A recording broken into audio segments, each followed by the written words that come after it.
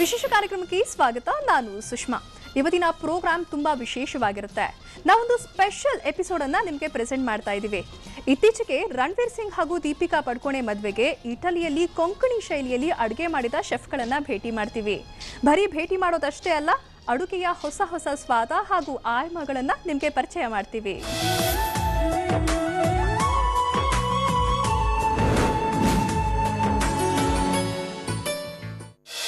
ಇದು ನನಗೆ, ಇದು ನನಗೇನೆ, ಮತ್ತಿದು ಇದು ಕೂಡ ನನಗೆ. ವಾವ್, ಬಿಸಿ ಬಿಸಿ ಕಾಫಿ, ಕ್ರಿಸ್ಪಿ ಕುಕೀಸ್, ಎಂಥ ಒಳ್ಳೆ ಕಾಂಬಿನೇಷನ್ ಅಲ್ವಾ? ಥೇಟ್ ನಿಮ್ಮ ಹಾಗೆ ನಾವೇನೋ ಹೀಗೆ ಕಾಫಿ ಹಿರ್ತಾ ಮತ್ತಿನ್ನೇನೋ ತಿಂತಾ ಇರ್ತೀವಿ, ರುಚಿಯ ಸ್ವಾದ ಅನುಭವಿಸ್ತೀವಿ. ಆದರೆ ಇದನ್ನ ರೆಡಿ ಮಾಡೋರ ಹಿಂದಿನ ಶ್ರದ್ಧೆ ಮತ್ತು ಬದ್ಧತೆ ಬಗ್ಗೆ ನಮ್ಗೆಷ್ಟು ಗೊತ್ತು? ಎಸ್, ಅದಕ್ಕೆ ಇವತ್ತು ನಾವು ಶೆಫ್ ಜೋಡಿಯೊಂದನ್ನ ಭೇಟಿ ಮಾಡೋಕೆ ಹೋಗ್ತಾ ಇದ್ದೀವಿ. ಅವ್ರ ಸ್ಪೆಷಾಲಿಟಿ ಏನ್ ಗೊತ್ತಾ? ಇತ್ತೀಚೆಗೆ ರಣವೀರ್ ಸಿಂಗ್ ಹಾಗೂ ದೀಪಿಕಾ ಪಡುಕೋಣೆ ಮದುವೆಗೆ ಇಟಲಿಯಲ್ಲಿ ಅಡುಗೆ ಮಾಡ್ತವರು ಇವರೇ.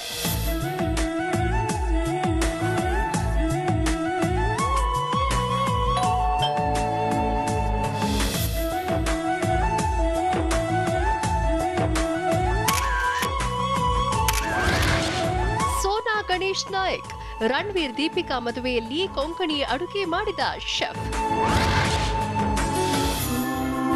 ಈ ಮನೆಯ ಬಾಗಿಲು ತೆರೆದಾಗ ನಮ್ಮನ್ನ ಸ್ವಾಗತಿಸಿದ್ದು ಈ ಮನೆಯ ಯಜಮಾನ ಸೋನಾ ಗಣೇಶ್ ನಾಯಕ್. ಅವರು ಸೌಜನ್ಯತೆಯ ಸಾಕಾರ ಮೂರ್ತಿ. ಅವರು ನಮ್ಮನ್ನ ಚೆನ್ನಾಗಿಯೇ ಬರಮಾಡ್ಕೊಂಡ್ರು.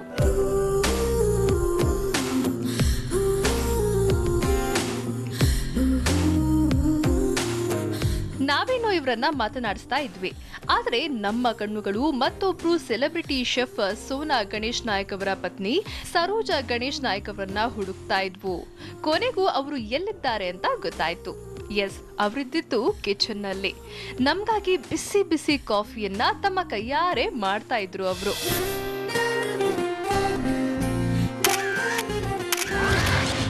ಸರೋಜಾ ಜಿ ನಾಯಕ್ ರಣವೀರ್ ದೀಪಿಕಾ ಮದುವೆಯ ಅಡುಗೆಯ ಉಸ್ತುವಾರಿ ನೋಡಿಕೊಂಡವರು.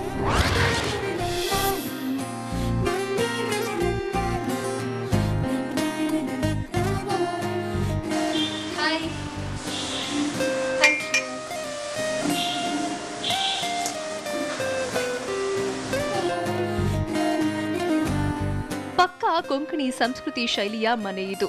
ಅದರಲ್ಲೂ ಒಮ್ಮೆ ಇವರ ಡೈನಿಂಗ್ ಟೇಬಲ್ಗೆ ದಾಳಿ ಇಡಬೇಕು. ಇಲ್ಲಿ ಹಲವು ಅಚ್ಚರಿಗಳ ದರ್ಶನವಾಗುತ್ತೆ.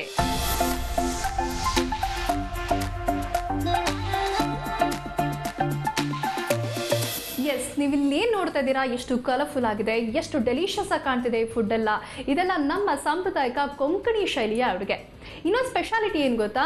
ಇದೇ ಅಡುಗೆನ ಇಟಲಿಯಲ್ಲಿ ರಣವೀರ್ ಸಿಂಗ್ ಹಾಗೂ ದೀಪಿಕಾ ಪಡುಕೋಣೆ ತಮ್ಮ ಕೊಂಕಣಿ ಶೈಲಿಯ ಮದುವೆಯಲ್ಲಿ ಹೇಳಿ ಮಾಡಿಸಿದಂತಹ ಅಡುಗೆ. ಇದನ್ನೆಲ್ಲ ಯಾರು ಮಾಡಿರಬಹುದು ಅಂತ ಯೋಚನೆ ಮಾಡ್ತಿದ್ದೀರಾ?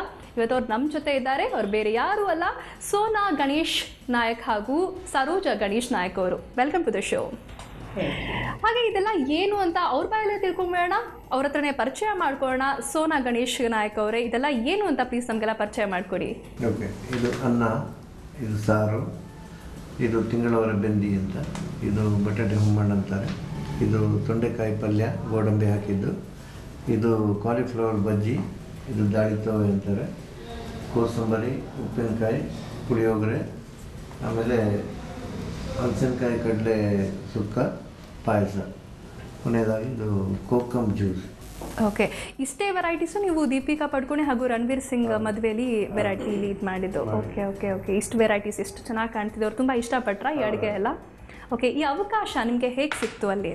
ಅವ್ರು ನಮಗೆ ಮೊದಲಿಂದಲೂ ಪರಿಚಯ. ಹಾಗೆ ನಾವು USA ಅಲ್ಲಿ ಅಡುಗೆ ಮಾಡುವಾಗ ಒಂದು ಟೈಮಲ್ಲಿ ಕೊಂಕಣಿ ಸಮ್ಮೇಳನದಲ್ಲಿ ಅವರು ಮುಖ್ಯ ಅತಿಥಿಗಳಾಗಿದ್ದರು. ಹಾಗೆ ಪರಿಚಯ ಆಗಿ ಇಲ್ಲಿ ಅವರು ನಮಗೆ ಈ ಮದುವೆಗೆ ನಮ್ಗೆ ಅವಕಾಶ ಕೊಟ್ಟರು. ಓಕೆ ಓಕೆ ಮೇಡಮ್, ನೀವು ಹೋಗಿದ್ರಾ ಇಟಲಿಲಿ? ಓಕೆ ಓಕೆ ಎಷ್ಟು ಜನ ಹೋಗಿದ್ರಿ? ಇಷ್ಟೊಂದು ವೆರೈಟೀಸ್ ಆಫ್ ಫುಡ್ ಇದು ಕಾಣ್ತಿದೆ. ಅಲ್ಲಿ ಮದುವೆಗೆ ಪ್ರಿಪೇರ್ ಮಾಡೋಕ್ಕೆ ಅಂತ ಎಷ್ಟು ಜನ ನೀವು ಶೆಫ್ಸ್ನ ಕರ್ಕೊಂಡು ಹೋಗಿದ್ರಿ? ನಮ್ಮ ಮನೆಯವರು ಮೇಯ್ನ್ ಕುಕ್ ಮಾಡ್ತಾರೆ. ಅವರಿಗೆ ಹೆಲ್ಪ್ ಮಾಡಲಿಕ್ಕೆ ನಾನು ಮತ್ತು ನನ್ನ ಮಗ ಹೋಗಿದ್ದು, ಚಿಕ್ಕವನು. ಹೌದು, ಅರ್ಜುನ್ ಅಂತ ನನ್ನ ಮಗ. ಮತ್ತು ನಾನು ಅವರಿಗೆ ಹೆಲ್ಪ್ ಮಾಡಿದ್ದು, ಅವರು ಮೇಯ್ನ್ ಅಡುಗೆ ಮಾಡಿದ್ದು. 3 ಜನ ಹೋಗಿದ್ದು. ಸುಮಾರು 150 ಜನ ಇದ್ರು ಅಲ್ಲ ಮದುವೆಲಿ? 150 ಜನ ಇದ್ರು. ಓಕೆ, ನೀವು 3 ಜನ 150 ಜನಕ್ಕೆ ಅಡುಗೆ ಮಾಡಿದ್ರ ಅವತ್ತು? Okay, nice. ಹಾಗಾದರೆ ಇಂಟರ್ನ್ಯಾಷನಲ್ ಲೆವೆಲಲ್ಲಿ ನೀವು ಬೇರೆ ಎಲ್ಲೆಲ್ಲಿ ಕ್ಯಾಟ್ರಿಂಗ್ ಸರ್ವಿಸಸ್ ಕೊಟ್ಟಿದ್ದೀರಾ? ನಾನು ಅಮೆರಿಕ ಒಂದು 5 ಸಾರಿ ಹೋಗಿದ್ದೀನಿ, ಕೆನಡಾ ಮಾಡಿದ್ದೀವಿ, ಆಮೇಲೆ ದುಬೈಯಲ್ಲಿ ಮಾಡಿದ್ದೀವಿ. ಇತ್ತೀಚೆಗೆ ಇದು ಇಟಲಿಯಲ್ಲಿ ದೀಪಿಕಾ ರಣವೀರ್ ಸಿಂಗ್ ಮದುವೆ ಮಾಡಿ. ಓಕೆ, ಏನೇನು ಈವೆಂಟ್ಸ್ ಇತ್ತು ಅಂತ ಅಲ್ಲೆಲ್ಲ? ಅಲ್ಲೆಲ್ಲ ಕೊಂಕಣಿ ಸಮ್ಮೇಳನ ಇತ್ತು, ಅಲ್ಲಿ 1-2-3 ಸಾವಿರ ಜನಕ್ಕೆ ನಾವು ಅಡುಗೆ ಮಾಡಿದ್ವಿ. ದುಬೈಯಲ್ಲಿ ಇವೆಂಟ್ ಇತ್ತು. ಅಡುಗೆ ಮಾಡೋದು ಅಂದರೆ ಎಷ್ಟು ಇಷ್ಟ ನಿಮಗೆ ಅಂತ ಮೇಡಮ್? ನನಗೆ ತುಂಬ ಇಷ್ಟ ಅಡುಗೆ ಮಾಡೋದಂದರೆ. ನಿಮಗೆ ನಿಮ್ಮ ಮನೆಯಲ್ಲಿ ಅಡುಗೆ ಮಾಡೋದು ಯೂಶಲಿ ನಿಮ್ಮ ಡೈಲಿ ರೊಟೀನೆಲ್ಲ ಹೇಗಿರುತ್ತೆ ಅಂತ? ಯಜಮಾನರು ದೊಡ್ಡ ದೊಡ್ಡ ಅಡುಗೆ ಮಾಡಿ ಸುಸ್ತಾಗಿ ಬಂದಿರ್ತಾರೆ, ಅವ್ರಿಗೆ ಒಳ್ಳೊಳ್ಳೆ ಅಡುಗೆ ಮಾಡಿ ಬಡಿಸೋದಂದರೆ ನನಗೆ ತುಂಬ ಇಷ್ಟ. ಓಕೆ, ಯೂಶಲಿ ಯಜಮಾನರು ಎಲ್ಲಿ ಹೋಗ್ತಾರೆ ಅಡುಗೆ ಮಾಡಿಕೆ ಎಲ್ಲ? ನೀವು ಹೋಗ್ತೀರಾ ಅವ್ರ ಜೊತೆಗೆ? ಹಾಂ, ಕೆಲವೊಂದು ಜಾಗದಲ್ಲಿ ಕರ್ಕೊಂಡು ಹೋಗ್ತಾರೆ ನನಗೆ, ತುಂಬ ಸೇಫ್ ಆಗಿರೋ ಕಡೆ. ಮತ್ತು ಉಳ್ಕೊಳ್ಳೋದಕ್ಕೆಲ್ಲ ಇರುತ್ತೆ, 2-2 ದಿನದ ಕೆಲಸ ಎಲ್ಲ, ಅಂಥ ಟೈಮಲ್ಲೆಲ್ಲ ಕರ್ಕೊಂಡು ಹೋಗಲ್ಲ. ಹೌದು, ಇಲ್ಲಾಂದರೆ ಅವ್ರ ಜೊತೆ ಹೆಚ್ಚಾಗಿ ಇರ್ತೀನಿ ನಾನು. ಓಕೆ, ನಿಮ್ಮಿಬ್ಬರಲ್ಲಿ ಫುಡ್ಡೀಸ್ ಯಾರು ಅಂತ? ಇಬ್ಬರು. Okay okay. ಇವರಿಗಂತೂ ಐಟಮ್ ಎಲ್ಲ ಕರೆಕ್ಟ್ ಆಗಬೇಕು, ಅದು ಉಪ್ಪು ಖಾರ ಅದಕ್ಕೆ ಎಷ್ಟೆಷ್ಟು ಹಾಕಬೇಕು ಅಷ್ಟು ಹಾಕಲೇಬೇಕು. ಒಂಚೂರು ಹೆಚ್ಚು ಕಡಿಮೆ ಆದ್ರೂ ಒಪ್ಕೊಳ್ಳಲ್ಲ, ಅದಕ್ಕೆ ಸ್ವಲ್ಪ ಬೇಜಾರೇ ಅದು. ಸೋನಾ ಗಣೇಶ್ ದಂಪತಿ ಮಾತ್ರ ಅತಿಥಿ ಸತ್ಕಾರದಲ್ಲಿ ಎತ್ತಿದ ಕೈ. ಅದಾಗ್ಲೇ ರಣವೀರ್ ಹಾಗೂ ದೀಪಿಕಾ ಮದುವೆ ಮೆನುವಲ್ಲಿದ್ದ ಒಂದಿಷ್ಟು ಕೊಂಕಣಿ ಅಡುಗೆಗಳನ್ನ ಖುದ್ದಾಗಿ ರೆಡಿ ಮಾಡಿಸಿದ್ದ ಅವರು ಅದನ್ನ ಬಾಳೆ ಎಲೆಯಲ್ಲಿ ಬಡಿಸುವ ಮೂಲಕ ಬಾಳೆಲೆ ಊಟದ ಮಹತ್ವವನ್ನ ಕೂಡ ತಿಳಿಸಿಕೊಟ್ರು.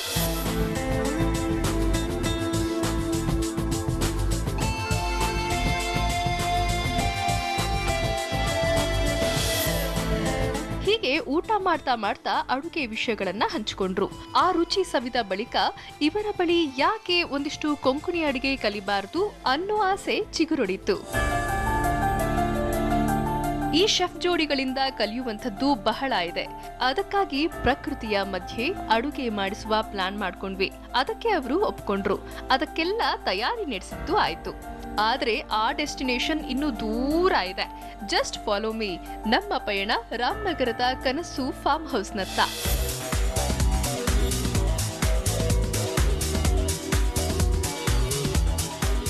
ನಗರದ ಗಿಜಿ ಬಿಜಿ ವಾತಾವರಣದಿಂದ ದೂರ ಹೋಗೋದು ನಮ್ಮ ಉದ್ದೇಶವಾಗಿತ್ತು. ಅದಕ್ಕಾಗಿ ಈ ರೀತಿಯ ವ್ಯವಸ್ಥೆ. ನಾವು ಕಾರ್ ಬಿಟ್ಟು ಎತ್ತಿನ ಗಾಡಿ ಹತ್ತಿದ್ರೆ ಹೇಗಿರುತ್ತೆ ಅಲ್ವಾ?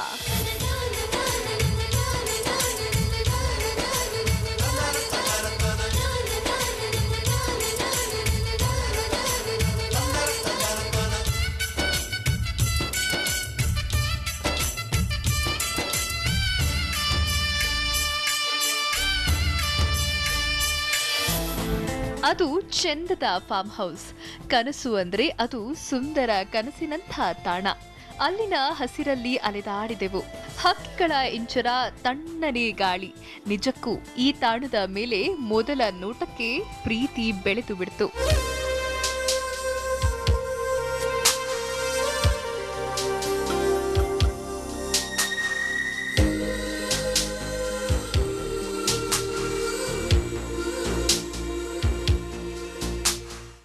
ಈಗ ಒಂದು ಪುಟ್ಟ ಬ್ರೇಕ್ ತಗೊಳ್ಳಿ. ಬ್ರೇಕ್ನ ಬಳಿಕ ಹಬ್ಬದ ವಿಶೇಷ ಕಾರ್ಯಕ್ರಮ ಮತ್ತೆ ಮುಂದುವರಿಯುತ್ತೆ.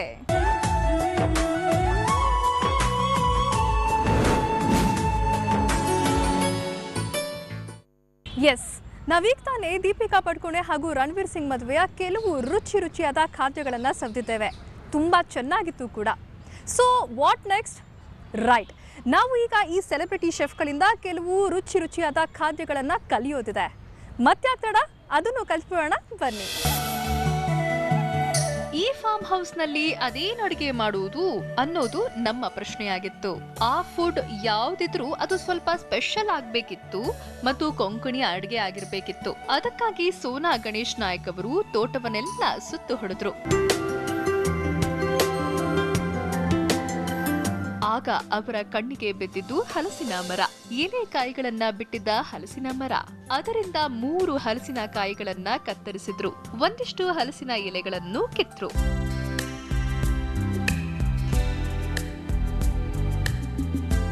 ಅವನ್ನೆಲ್ಲ ತಂದು ಸೋನಾ ಗಣೇಶ್ ನಾಯಕ್ ಅವರು ಈಗ ಅಡಿಗೆಗೆ ರೆಡಿ. ಅವ್ರೇನ್ ಅಡಿಗೆ ರೆಡಿ ಮಾಡ್ತಾರೆ ಅಂತ ನಾವು ನೋಡೋಣ. ಆದರೆ ಇವತ್ತು ಸ್ವಲ್ಪ ಟ್ವಿಸ್ಟ್ ಇರಲಿ ಅನ್ನೋ ಕಾರಣಕ್ಕೆ ಇದೇ ಹಲಸಿನಕಾಯಿಗೆ ಸ್ವಲ್ಪ ಚೈನೀಸ್ ಟಚ್ಚನ್ನು ಕೊಟ್ಟು ಒಂದು ಸ್ಪೆಷಲ್ ಆಗಿರುವಂತಹ ಡಿಶನ್ನು ಪ್ರಿಪೇರ್ ಮಾಡ್ತೀವಿ. ಅದು ಬೇರೆ ಏನೂ ಅಲ್ಲ, ರಾ ಜಾಕ್ ಫ್ರೂಟ್ ಚಿಲ್ಲಿ. ಅದನ್ನು ಹೇಗೆ ಮಾಡೋದು ಅಂತ ಹೇಳ್ಕೊಡೋಕೆ ಮತ್ತೊಮ್ಮೆ ನಮ್ಮ ಜೊತೆ ಇದ್ದಾರೆ ಸೋನಾ ಗಣೇಶ್ ನಾಯಕ್ ಅವರು. ಸರ್, ಮೊದಲಿಗೆ ರಾ ಜಾಕ್ ಫ್ರೂಟ್ ಚಿಲ್ಲಿ ಮಾಡೋಕೆ ಏನೆಲ್ಲ ಇಂಗ್ರೀಡಿಯೆಂಟ್ಸ್ ಬೇಕು? ಇದಕ್ಕೆ ಹಲಸಿನಕಾಯಿ, ಇದು ಬೆಳ್ಳುಳ್ಳಿ, ಶುಂಠಿ, ಇದು ಕೊತ್ತಂಬರಿ ಸೊಪ್ಪು, ಹಚ್ಚಿದ ಗ್ರೀನ್ ಚಿಲ್ಲಿ, ಹಾಗೆ ಅಚ್ಚ ಖಾರದ ಪುಡಿ, ಕಾರ್ನ್ಫ್ಲೋರು, ಉಪ್ಪು, ಹಾಗೆ ಎಣ್ಣೆ, ಇದು ಸೋಯಾ ಸಾಸು, ಇದು tomato sauce, chilli sauce, vinegar ಹಾಗೂ ಈರುಳ್ಳಿ. ಏನೋ ಮ್ಯಾರಿನೇಟ್ ಮಾಡಿದ್ದೀರಾ ಅಲ್ಲ? ಹೌದು, ಇದನ್ನು ಕಾರ್ನ್ಫ್ಲೋರು, ಉಪ್ಪು ಮತ್ತು ನೀರಲ್ಲಿ ಕಲಸಿ ನಾವು ಮ್ಯಾರಿನೇಟ್ ಮಾಡಿ ಇಟ್ಟಿದ್ದೀವಿ. ನೆಕ್ಸ್ಟ್ ಏನು ಮಾಡಬೇಕು ಸರ್? ಇದನ್ನು ಈಗ ಈ ಎಣ್ಣೆ ಇಟ್ಟಿದ್ದೀವಿ, ಇದರಲ್ಲಿ ಪಕೋಡ ಥರ ನಾವು ಅದನ್ನು ಕಾಯಿಸ್ಬೇಕಾಗುತ್ತೆ. ಈ ಥರ ಪಕೋಡ ಥರ ಇದನ್ನು ಇದರಲ್ಲಿ ಬಿಡ್ತೀವಿ. ಎಷ್ಟು ನಿಮಿಷ ಬೇಕಾಗುತ್ತೆ ಇದು ಬೇಯೋಕೆ? ಒಂದು 5 ರಿಂದ 10 ನಿಮಿಷ ಬೇಕು. ಇದರಲ್ಲಿ ಸಾಸ್ ಮಾಡಿ ಇಡೋಣ. ಈಗ ಒಲೆ ಮೇಲೆ ಇದನ್ನು ಬಾಣಲೆ ಇಡಬೇಕು, ಸ್ವಲ್ಪ ಎಣ್ಣೆ ಹಾಕೋಬೇಕು. ನೆಕ್ಸ್ಟ್ ಈಗ ಸಾಸಸ್ಗೆ ಏನೇನು ಬೇಕಾಗುತ್ತೆ? ಸಾಸಸ್ಗೆ ಈಗ ಫಸ್ಟು ಇದು ಎಣ್ಣೆ ಇಟ್ಟಿದ್ದೀವಿ ನಾವು. ಈ ಮಡಿಕೆ ಇದು ಆ್ಯಕ್ಚುಲಿ ನಾವು ಮಂಗಳೂರು ಕಡೆ ಎಲ್ಲ ಇದು ಸಿಗುತ್ತೆ. ನಾವು ಈರುಳ್ಳಿ ಹಾಕ್ತೀವಿ ಫಸ್ಟಾಗಿ. ಎಣ್ಣೆ ಕಾದ ನಂತರ ಹೌದು.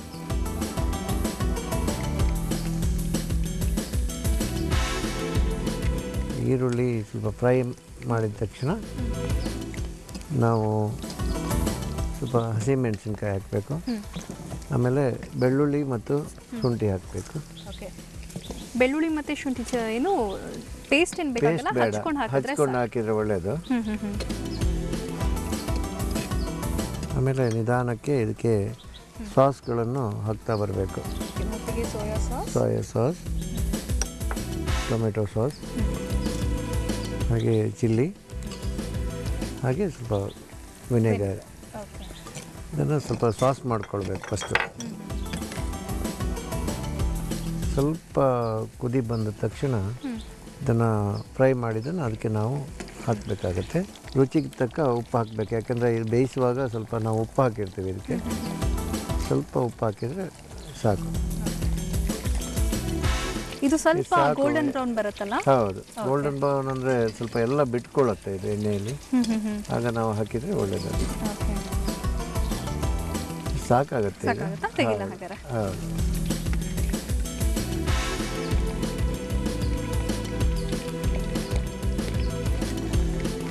ಇದನ್ನು ನಾವು ಇದಕ್ಕೆ ಹಾಕ್ಕೊಂಡು ಹೌದು ಬಿಸಿ ಇರುವಾಗೆಲ್ಲ ಹಾಕಿದರೆ ಒಳ್ಳೆಯದು.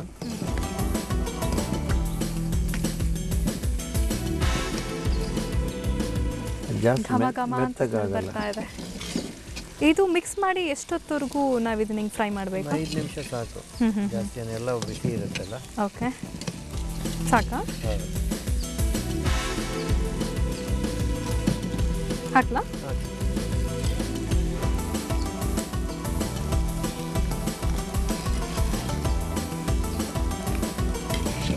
ಇದು ಬೆಳ್ಳುಳ್ಳಿ ಎಲ್ಲ ಹೀಗೆ ಹಾಕೋದ್ರಿಂದ ಅದನ್ನು ತಿನ್ನಕ್ಕೆ ಸಿಗುತ್ತೆ, ಅದು ಚೆನ್ನಾಗಿರುತ್ತೆ. ಹಾಕಿದ್ಮೇಲೆ ಇದನ್ನು ಕೊತ್ತಂಬರಿ ಸೊಪ್ಪು ಅಲಂಕಾರಕ್ಕೆ. ಹೌದು. ಓಕೆ, ತುಂಬಾ ಚೆನ್ನಾಗಿದೆ, ತುಂಬ ಯಮ್ಮಿ ಆಗಿದೆ. ನೋಡೋಕ್ಕೆ ಮಾತ್ರ ಕಲರ್ಫುಲ್ ಅಥವಾ ಡೆಲಿಷಿಯಸ್ ಆಗಿಲ್ಲ, ತಿನ್ನೋಕ್ಕೂ ಅಷ್ಟೇ ಯಮ್ಮಿ ಆಗಿ ಟೇಸ್ಟಿ ಆಗಿದೆ. ನೀವು ಕೂಡ ಇದನ್ನು ಹಬ್ಬದ ಸಮಯದಲ್ಲಿ ನಿಮ್ಮ ಮನೆ ಮಂದಿಗೆ ಮಾಡಿ ಕೊಡಿ, ಅವ್ರು ನಿಜವಾಗ್ಲೂ ತುಂಬಾ ಖುಷಿ ಕೊಡ್ತಾರೆ. ಹೀಗೆ ಅದ್ಭುತ ಅಡುಗೆ ಮಾಡುವ ಗಣೇಶ್ ನಾಯಕ್ ಅವರ ಕೈರುಚಿಯ ಹಿಂದೆ ಒಂದು ಕಥೆ ಇದೆ. ಅವರು ತಾವು ಅಡುಗೆ ಮಾಡುವುದು ಮಾತ್ರ ಅಲ್ಲ, ನಾನಾ ಫುಡ್ ಜಾಯಿಂಟ್ಗಳಿಗೆ ಭೇಟಿ ಕೊಡ್ತಾರೆ. ಪತ್ನಿ ಸರೋಜಾ ನಾಯಕ್ ಅವರ ಜೊತೆ ಸೇರಿ ಅಲ್ಲಿನ ಖಾದ್ಯ ಸವಿತಾರೆ, ರುಚಿನ ಸ್ಟಡಿ ಮಾಡ್ತಾರೆ. ಆ ಬಳಿಕ ಇಂಥ ರುಚಿಕಟ್ಟ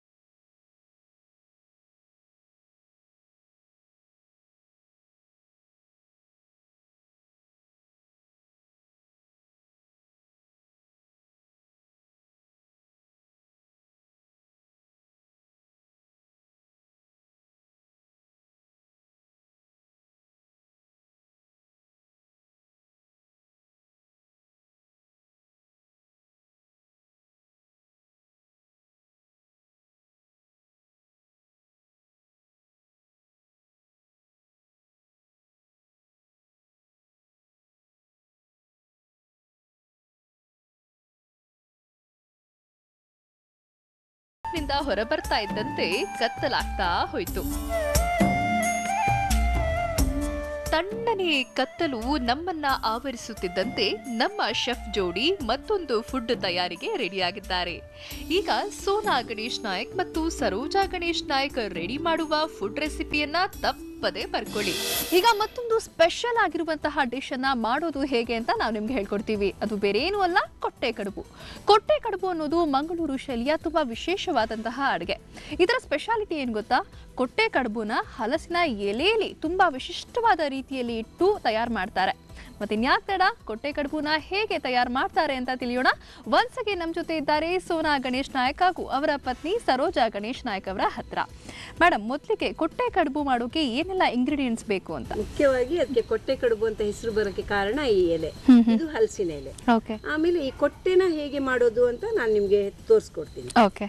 ಇದರಲ್ಲಿ ಆ ಇಡ್ಲಿನ ನಾವು ಈ ಎಲೆನಲ್ಲಿ ದೊನ್ನೆ ತರ ಮಾಡ್ಬಿಟ್ಟು ಬೇಯಿಸ್ತೀವಿ, ಅದಕ್ಕೆ ಇದನ್ನು ಕೊಟ್ಟೆ ಅನ್ನೋದು. ಓಕೆ.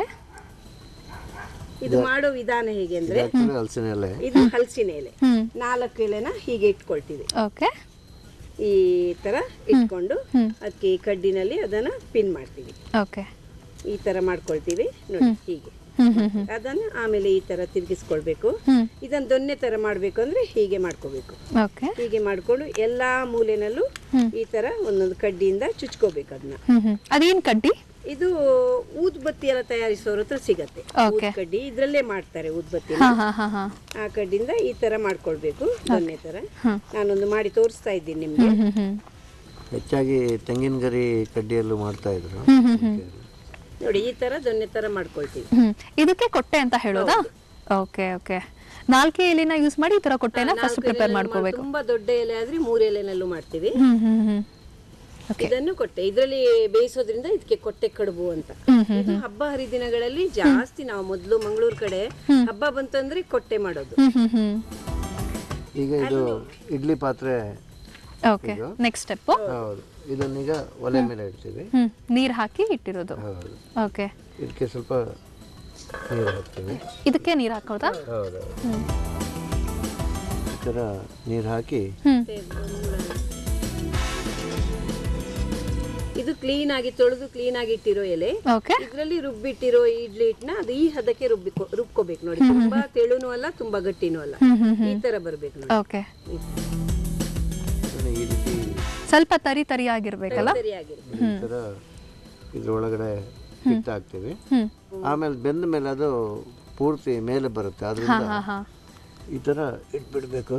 ಓಕೆ. ಈ ಥರ ಇಟ್ಬಿಟ್ಟು ಹೀಗೆ ಮುಚ್ಚಬೇಕು. ಹೀಗೆ ಅದನ್ನ ಕ್ಲೋಸ್ ಮಾಡೋದೇನು ಬೇಡ? ಎಲೆನ ಕ್ಲೋಸ್ ಮಾಡ್ಲಿಕ್ಕಿಲ್ಲ, ಹಾಗೆ ಆಗಿರುತ್ತಾ? ಈಗ ಒಂದು 1/4 ಗಂಟೆಯಿಂದ 20 ನಿಮಿಷ ಆಯ್ತಲ್ಲ? ಹಾ. ಎಲೆದು ಕಲರೇ ಚೇಂಜ್ ಆಗಿದೆ ಅಲ್ಲ? ಹೌದು.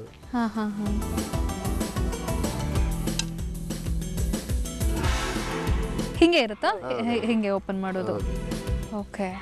ಈಗ ಬಿಸಿ ಬಿಸಿ ಕೊಟ್ಟೆ ಕಡುಬು ರೆಡಿ ಆಗಿದೆ, ತುಂಬಾ ಚೆನ್ನಾಗಿ ಕಾಣ್ತಿದೆ. ಇದ್ರ ಎಸೆನ್ಸ್ ಇದೆಯಲ್ಲ, ಒಂಥರ ಅರೋಮಾ ಇದೆಯಲ್ಲ, ತುಂಬಾ ಹೆಲ್ದಿ ಅಂತ ಫೀಲ್ ಆಗ್ತಿದೆ, ಎಸ್ಪೆಷಲಿ ಈ ಹಲಸಿನ ಎಲೆದು. ಇದಕ್ಕೆ ಕಾಂಬಿನೇಷನ್ ಏನು ಅಂತ ನೋಡೋಣ. ಬಿಸಿ ಬಿಸಿ ಕೊಟ್ಟೆ ಕಡುಬು ಮಾಡೋದು ಹೇಗೆ ಅಂತ ಹೇಳ್ಕೊಟ್ರಿ. ಈಗ ಅದಕ್ಕೊಂದೊಳ್ಳೆ ಕಾಂಬಿನೇಷನ್ ಏನು ಮಾಡ್ತಾ ಇದ್ದೀರಾ?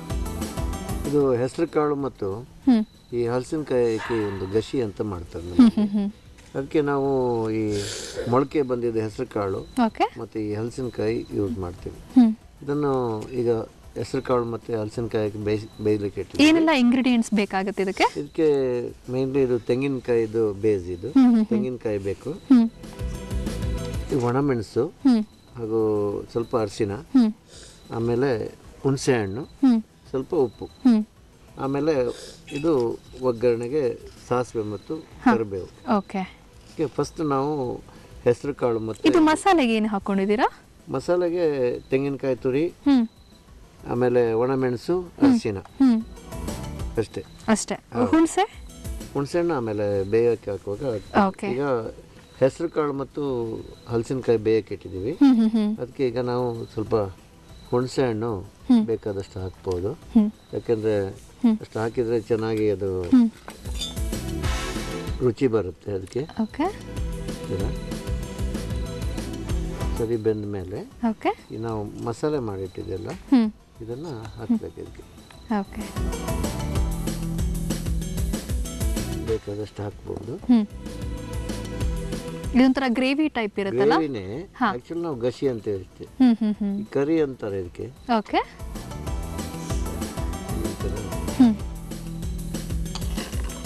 ಅಂದ್ರೆ ಫಸ್ಟ್ ಹೆಸರು ಕಾಳು ಮೊದಲು ಮೊಳಕೆ ಬಂದಿರಬೇಕಲ್ಲ. ಒಂದು 5 ನಿಮಿಷ ಕಾಲ ಇದನ್ನ ಚೆನ್ನಾಗಿ ಬೇಯಿಸಿದ್ರೆ ಒಳ್ಳೆ ಕುದಿ ಬಂದ್ಮೇಲೆ ಇದಕ್ಕೊಂದು ಒಗ್ಗರಣೆ ಹಾಕಿ ಇಳಿಸಿದ್ರೆ ಆಯ್ತು. ಒಗ್ಗರಣೆ ಹಾಕಿದ್ರೆ ಇದು ಇದ್ರದ್ದು ಪ್ರೋಸೆಸ್ ಮುಗೀತು ಅಂತ ಅರ್ಥ. ಲಾಸ್ಟ್ ಅಲ್ಲಿ ಕೊನೆಯಲ್ಲಿ ಒಗ್ಗರಣೆ ಹಾಕೋದು ಇಷ್ಟೇ. ಕೊಟ್ಟೆ ಕಡುಬು ಜೊತೆಗೆ ನೀವು ಇದನ್ನ ಗಶಿ, ಹೌದು, ಸ್ಟ್ರೈಟ್ ಆಗಿ ಒಲೆ ಮೇಲಿಂದ ನಿಮಗೆ ಬಳಸ್ತೀವಿ.